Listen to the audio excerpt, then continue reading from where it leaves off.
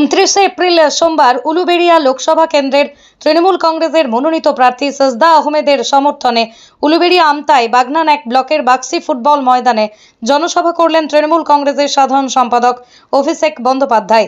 এদিনের এই জনসভা থেকেই ঠিক কি বললেন অভিষেক বন্দ্যোপাধ্যায়, শুনুন। সুলতানদার সহধর্মিনী তিনি আজকে প্রয়াত, কিন্তু সর্বক্ষণের মানুষের কর্মী ছিলেন সুলতান আহমেদ। সুলতান আহমেদের সহধর্মিনী আমাদের সকলের প্রার্থী, মা মাটি মানুষের প্রার্থী, মমতা ব্যানার্জির প্রার্থী, বাংলার প্রার্থী, শ্রমিক কৃষকের প্রার্থী, বঞ্চিত মায়েদের ভাইদের প্রার্থী সাজদা আহমেদকে ঘাসের উপর জোড়া ফুল চিহ্নে ভোট দিয়ে বিপুল ভোটে জয়যুক্ত করার প্রতিশ্রুতি আজকে সভা থেকে নিয়ে ফিরবেন। আর আগামী দিন আমি আবার আসবো আপনাদের সাথে মিলিত হতে। জয়ের ব্যবধান যাতে বাড়ে আর বাংলা বিরোধীদের যাতে আমরা উচিত শিক্ষা দিতে পারি। যারা মানুষের থেকে টাকা কেড়ে নেওয়ার কথা বলেছে তাদের থেকে দিল্লির গদি কেড়ে নিতে হবে এবং তাদের উচিত শিক্ষা দিতে হবে।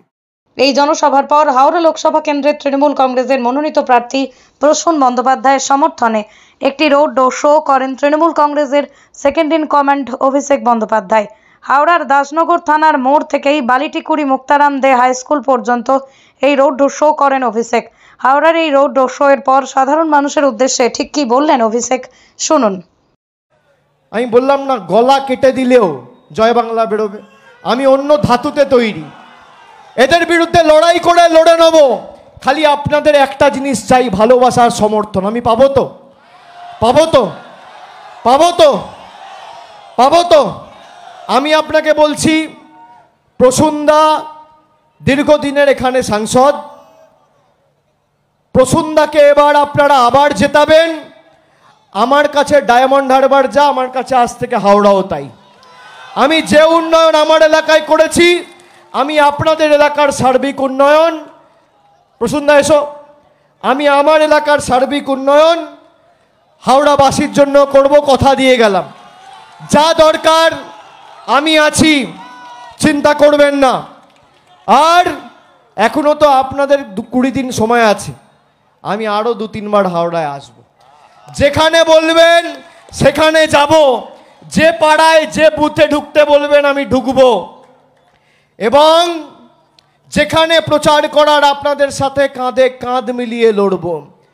খালি জোড়া ফুলে ভোট দেওয়া মানে এই বিরোধীদের, কুৎসাকারীদের, ষড়যন্ত্রকারীদের, বঞ্চনাকারী, অত্যাচারী, দুর্বৃত্ত, স্বৈরাচারী, বহিরাগত বাংলা বিরোধীদের যোগ্য জবাব দেওয়া। একমাত্র রাজনৈতিক দল, এরা বড় বড় ভাষণ দেয় না বাংলায় গণতন্ত্র নেই। দেখেছেন সুরাটে কি হয়েছে? নির্বাচন হচ্ছে না, আপনি আপনার ভোট দিতে পারবেন না, বিনা প্রতিদ্বন্দ্বিতায় বিজেপি জয়লাভ করেছে।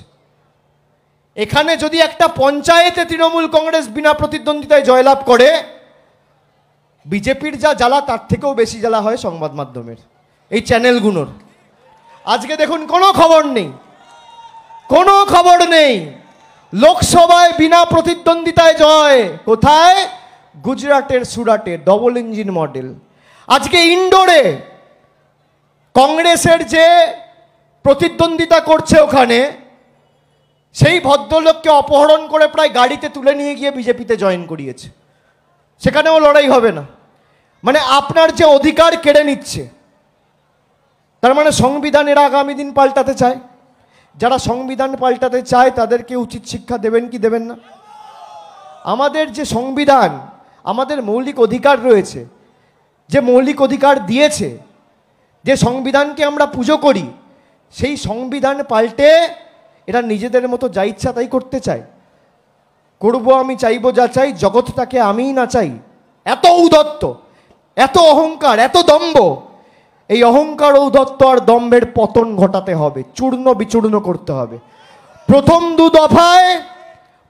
দু দফায় ভোট হয়েছে।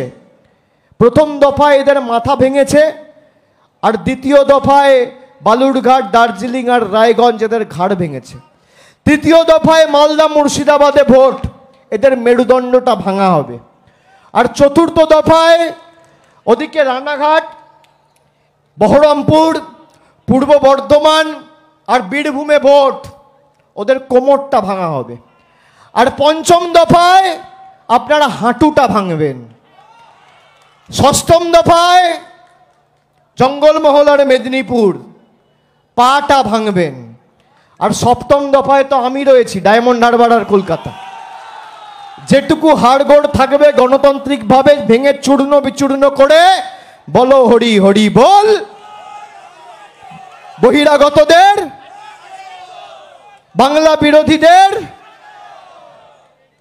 বিরোধীদের, বহিরাগতদের, স্বৈরাচারীদের, অত্যাচারীদের, শিবপুরের গর্জন, স্বৈরাচারীদের, অত্যাচারীদের, বাংলা বিরোধীদের, বহিরাগতদের, আরো জোরে বহিরাগতদের, বিজেপির জয় বাংলা, জয় বাংলা, জয় বাংলা। ব্যুরো রিপোর্ট, আমার কলম।